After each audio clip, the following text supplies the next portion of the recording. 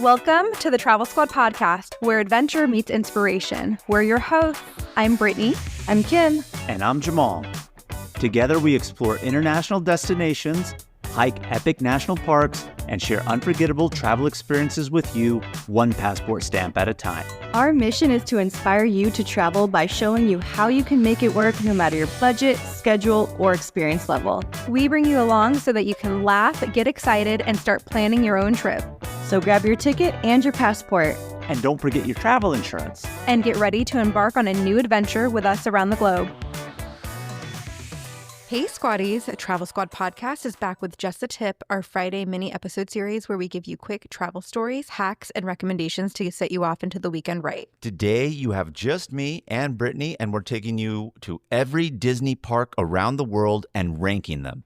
Currently there are 12 Disney parks. We have Disneyland, California, California Adventure, Magic Kingdom, Hollywood Studios, Epcot, Animal Kingdom, Disneyland Paris, Walt Disney Studios Park, Shanghai Disney, Tokyo Disneyland, Tokyo Disney Sea, and Hong Kong Disneyland. So Brittany and I recently visited our last park, which was Hong Kong Disney in March of 2025. We were originally supposed to visit in March of 2020, but of course, COVID happened, got canceled, and here we are now, 5 years later, finally completing it to making it to all the Disney parks around the world. Ironically enough, less than 2 months after we returned from our trip visiting the last park, it was just announced that they're planning on building a 13th park in Abu Dhabi. So rest assured, Brittany, right? We're going when that park opens. Definitely going. It's going to be like first on our list because let me tell you, we have visited a Disney park within its first year of opening and it was magical. Just really added to the Disney experience. So I can't wait to see how this one stacks up. So Jamal mentioned we are going to be rating the parks in this episode, and we do realize that Disney fanatics are hardcore, and you may not agree with our rankings, and we might even ruffle some Disney ears, but this is just how we are going to rank the parks personally. So when ranking, we've considered several things: theming and atmosphere, rides and attractions, uniqueness, food, nostalgia, and Disney magic. So we're going to rank them from our least favorite parks, number 12, all the way to number 1, which is going to be our favorite. And again, all subjective on Brittany and I's opinion. We even had differing opinions of, oh, this one should be here, there. We're pretty close in the ballpark of our thoughts, so it's only off by like a point or two maybe where we had to come to some compromise. But of course, your list will be different, and maybe there's a lot of squaddies out there and Disney fans who agree 100% with our list. So I'm excited to get into it. So number 12, we put as Walt Disney Studios Park in Paris. Jamal and I visited this park in December of 2015. The theme of this park is the behind-the-scenes look at movie making inspired by Hollywood studios. So there are some pros. It's the home to the Avengers campus and the Ratatouille ride, which I loved. And it's close to the Disneyland Paris park, so it's easy to do park hopping at this location. And they're opening the World of Frozen Land in 2026. So although that hasn't happened yet, that's an upcoming perk. So why are we ranking this at number 12 and our least favorite? When we visited, I felt it was really small, really cramped, and the Ratatouille ride was the highlight. The Avengers campus is relatively new within the last couple years that they opened it. And of course, they're opening World of Frozen. So a lot of this stuff is now really becoming IP and not really having that core Disney magic or nostalgia or anything like that. So it's a really small park. It felt when we were there underdeveloped. And of course, it has the theme of being a studios park in terms of filmmaking, but yet now they've transitioned out of it. And even when we were there, the theming just felt a little disjointed. And for that reason, we're placing it at number 12. Collectively, other than Ratatouille, Brittany and I did not like this park. We went in and we're like, we are going back to Disneyland Paris. We park hopped right back after we realized this park is trash. Now, that is just our opinion. I'm going to say it. Now, we went in 2015, so of course with the newer stuff may be different, but yeah. Right behind that in number 11, we put Disney's Hollywood Studios Park in Orlando. We went in May of 2019. The theming of this park is kind of similar. It's Disney's Hollywood Studios, and it's divided into 7 themed areas inspired by romanticized iterations of either existing locations found in Hollywood and throughout Los Angeles or imagined worlds from Hollywood-born stories. So some of the pros of Disney's Hollywood Studios is going to be the new Galaxy's Edge, which is themed to Star Wars. Now, Brittany and I went in May of 2019. They were just about to open it up at that point in time. So we did not get to experience the park with their newest big draw that everyone says is a highlight. Conversely, though, they did open up a Galaxy's Edge in Disneyland in California. So Brittany and I have experienced it. We know what it's about. We've ridden those big ticket attractions that they do have in there. Of course, not within this park. But even with that being there, we'll get into the cons in just a second, but I got ahead of myself. You know, some of the other pros that this park has are the attractions like Tower of Terror, the original location of it, the show Fantasmic. But otherwise, there's not that many rides. You get burnt out of this park pretty quickly. And again, the layout is confusing and the theming now just seems really disjointed all around. Yeah, definitely disjointed theming. We went to this park with your mom. My mom. Yeah, and it was a good park if you're going with young kids or older people because you don't have to spend a whole day there and you have a lot of downtime, I feel. I agree with you, Brittany. And I felt like when we were there, they had a lot of shows that were attraction. They had the Indiana Jones, they had Beauty and the Beast as one. And these are shows that you could go to at Fantasmic as an example. That is another show, but they only have the evening show of it. So it's not like multiple times in the day. You really have to stay and wait. And yes, they do have rides and some good ones, but nevertheless, just theming wise, I just don't understand this. And everybody was hating on Disney's California Adventure at one point in time, saying it was like one of the worst parks. And let me tell you something. Yes, maybe a biased opinion because we've gone to that park many, many times. It is one of our home parks being here as California natives, but I don't know how this park did not get the wrath because I just do not like it. What does every USAA member have in common? Family. We're one big family who supports the military community and their eligible families.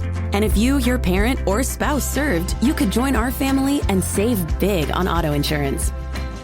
Visit USAA.com/join today to check your eligibility. Membership eligibility and product restrictions apply and are subject to change. USAA means United Services Automobile Association and its affiliates, San Antonio, Texas. Choosing a bottled Starbucks Frappuccino drink that's all flavor and just 100 calories? Easy. Choosing between creamy vanilla, double chocolate, and sea salt caramel flavors? A little harder. Try the delicious new Starbucks Frappuccino light drinks. Look for them wherever you buy groceries. Start with Starbucks coffee.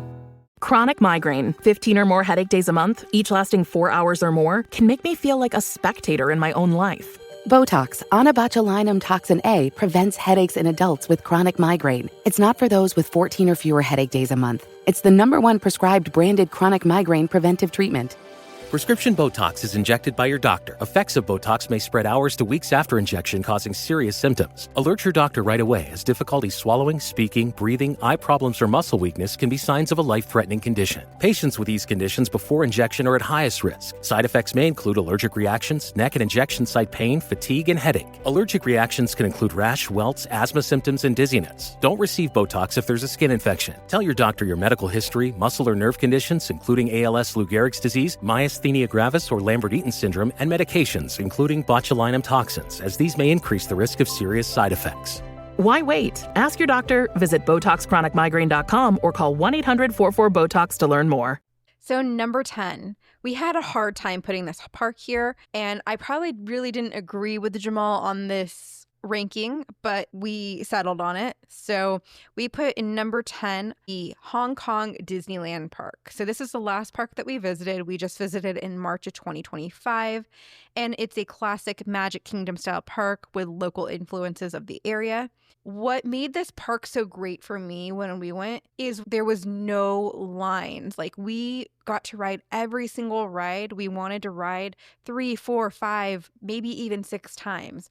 And they have the unique Mystic Manor ride, which really just highlights this park so much. And it has the new World of Frozen Land, and there's smaller crowds, like I had said, which is low wait times. The longest that we waited in a line was like 15 to 20 minutes. And when we saw the 20 minutes, we were like, oh, whoa, that's long for this park. I know. Can you imagine 20 minutes being like sticker shock at Disneyland for a wait time, and in the bad way, right? But that's where we were at here. Now, don't get me wrong.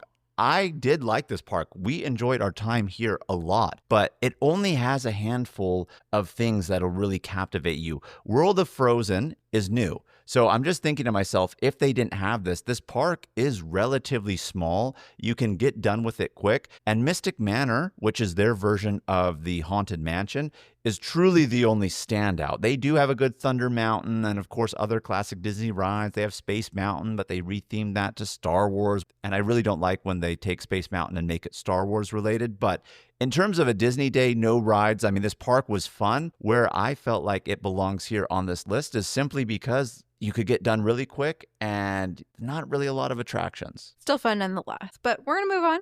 Number 9 on our list is Magic Kingdom in Orlando. We last visited in May 2019. And the theme is the classic Disney fairy tales in the lands. They have Fantasyland, Adventureland, etc. And the pros of it is it's a classic Disney experience. It has a ton of rides. It has iconic shows, the fireworks, the character meetups. But it's so crowded almost all year round. And we feel that it lacks the charm of the original Disneyland. I know there's going to be a lot of Disney fanatics that are probably enraged that we put Magic Kingdom at number 9, but really it doesn't have that classic nostalgia or charm that Disneyland has. So if I'm comparing it to that, there's that. Also, if you take some of the big name rides that we all know, Pirates of the Caribbean, their ride way shorter here at Magic Kingdom than it is at Disneyland, and their version of Space Mountain, just absolute trash. It's not like it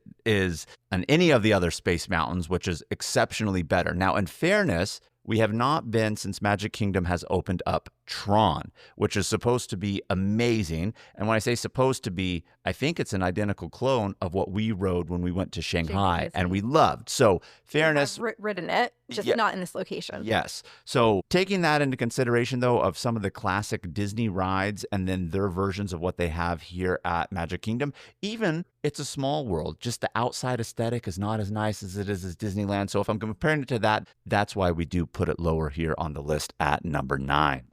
Number 8 on our list is going to be Disney California Adventure in Anaheim. And, you know, we've been telling you guys when we visited these parks, but now we're getting to the first California park. And Brittany and I have been to this park too many times to count. We used to have our annual passports to Disneyland and Disney California Adventure. So collectively, Brittany, what would you say? We've been to Disney California Adventure and Disneyland like over 50 times. At least. At the very, very least. We had that pass for a few years. Can you imagine when Disneyland had the all access pass for $500 a year? Jamal and I used to go after we got off of work. We would rock up, drive up the hour and a half, grab a pizza on the way up, and close down the park. And then we would drive home. At park closing at midnight and still go to work the next day.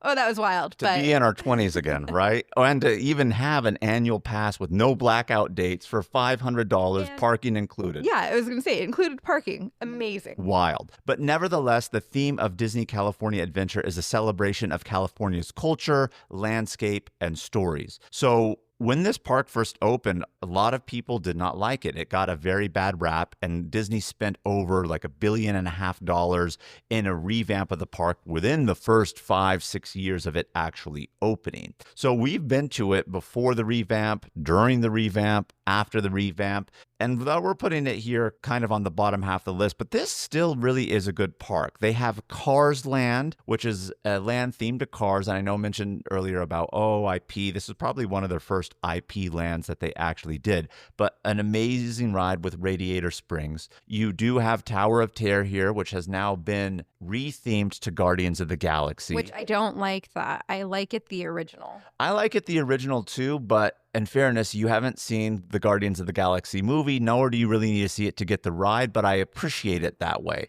Yeah, but that's not a Disney classic. Fair. Yeah. And that's why we're putting it here at 8, are we not? But my favorite ride in the park is probably Toy Story Mania. Love that ride. Can't get enough of it. Well, yeah, you have Toy Story Midway Mania.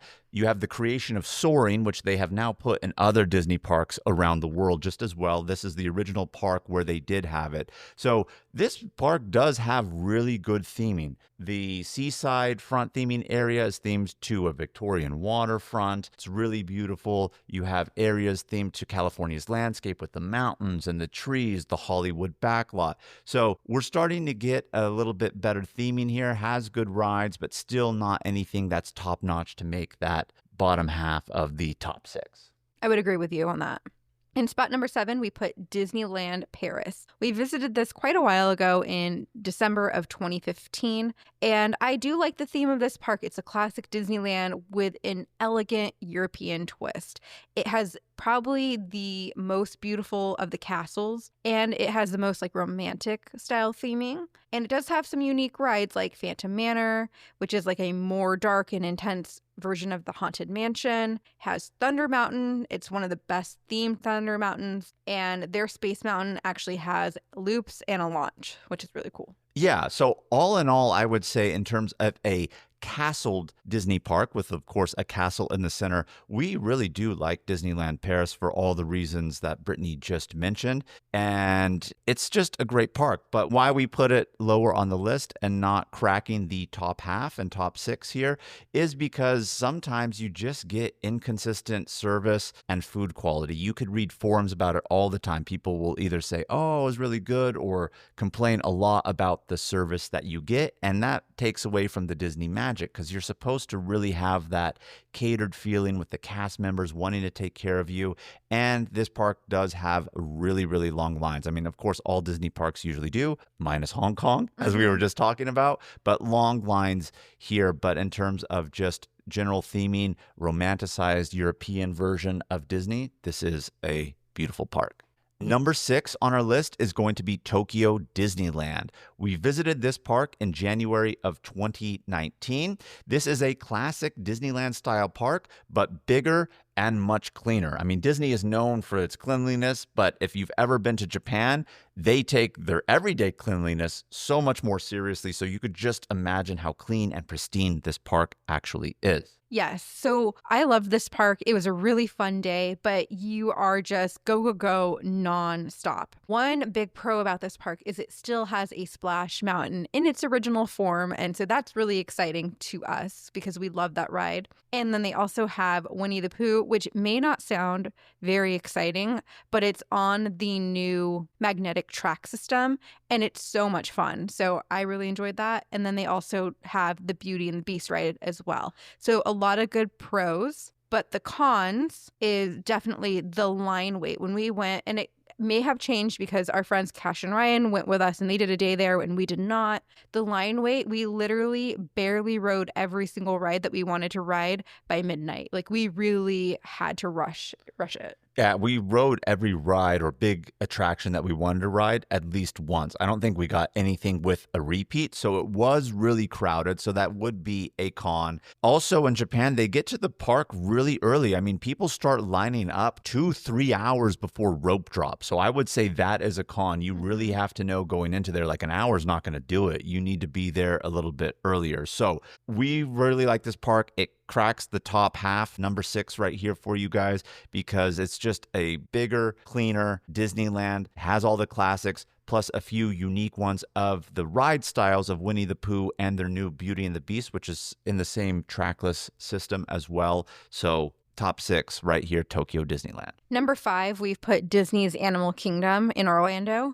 We visited in January of 2014, and the theme of this, of course, is nature, wildlife, and conservation through storytelling. I wish we've gone back because they've added so much more to this park than when we were there, but we still had such a good time. Like they've now added the Avatar Land, which I really want to go visit, and they have a great mix of rides and shows and real animals. Like that was definitely one of the highlights when we were there. You know, the Jungle Cruise is a famous, iconic Disney ride. They do not have it here at this park. But a lot of people don't realize when Walt Disney thought of that ride, he really wanted real-life animals. And they couldn't figure out how they were going to do it and be able to do that. Here at this park, they have a real, legitimate safari that you can go on.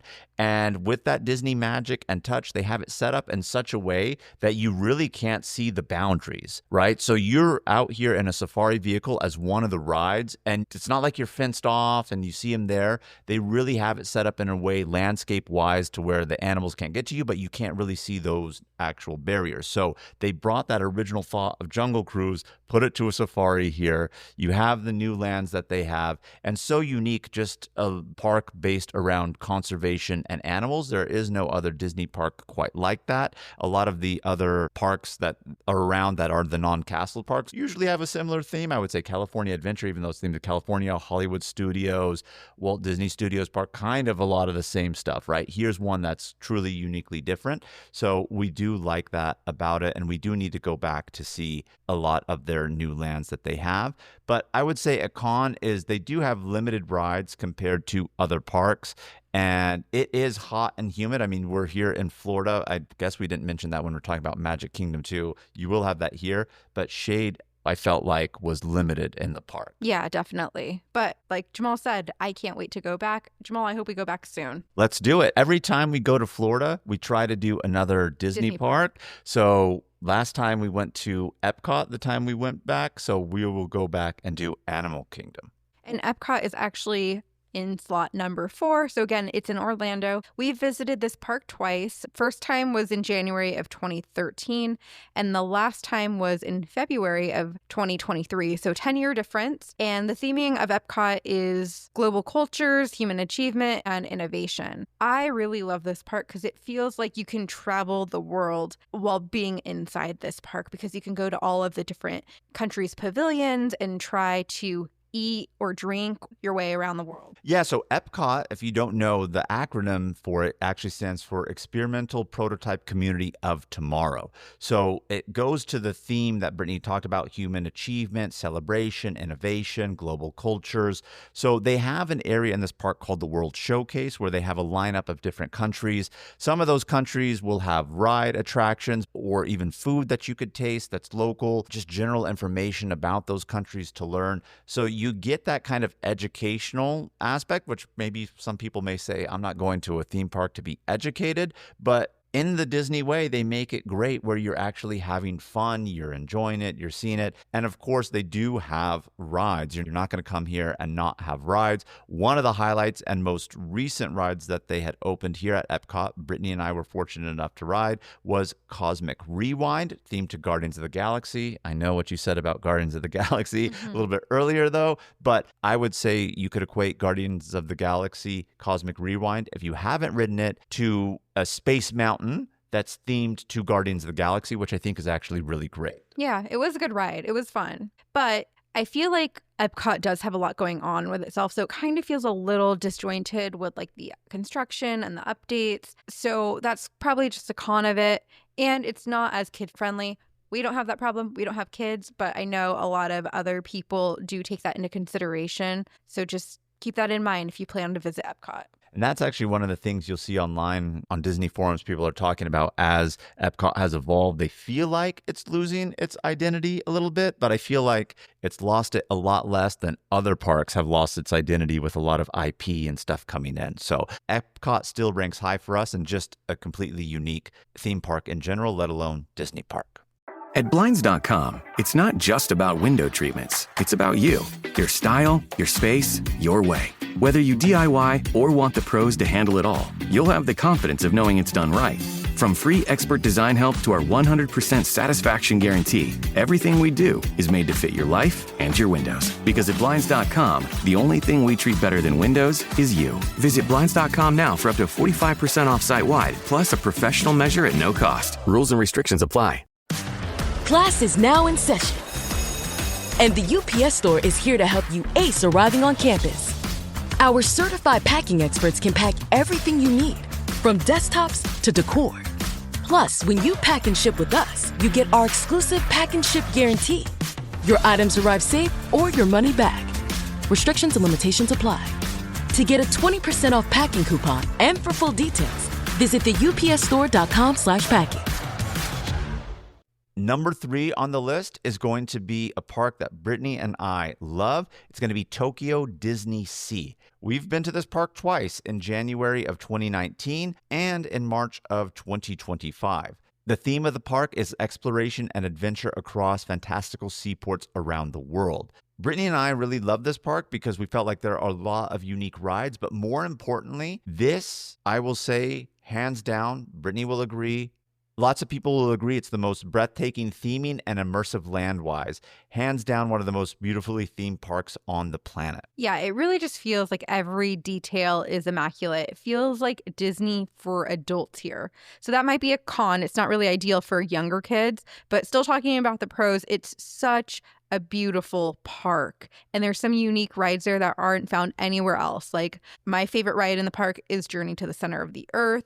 They have Adventures of Sinbad and 20,000 Leagues. And it's the only Disney park with a different Frozen ride in their new Fantasy Springs land. So it does feel like classic Disney with more adult-oriented Fantasyland style rides. And had we been rating the parks a few years ago when we first went, this might have been higher on our list, but it still made our top 3. And the reason why we ranked it 3 instead of a little bit higher is probably because it can get so crowded with long wait times. And that's definitely a con. The first time we went, it was amazing. There was no one there. We rode things several times. We actually even left the park early because we felt like we did everything that we wanted to do. But when we went back in March of 2025, it was disgustingly crowded. And it got to the point where wait times were 2.5, 3 hours, even longer. And so Jamal and I rode what we could and what we wanted to, but we were like, we're not committing waiting that long. And so we did just roam around and enjoy the theming of the park and just enjoy the park for what it is. And we still really enjoyed it, but it knocked it down a few notches on our list. Yeah, and again, we even made it to the park 2 hours before rope drop. And by the time we got in the park, because so many people were in front of us, wait times were already 2.5, 3 hours, which is so different from the first time we went in 2019. But just in general, the unique rides, even the rides that they have here that aren't unique, that are classic Disney rides that they have at other locations, the theming, this is still really high on the list, number 3. So number 2 on our list is the original Disneyland in Anaheim, California. And I've been going to this park since I was a toddler. I have pictures from like way back when. I've been going for so long. I know Jamal has too.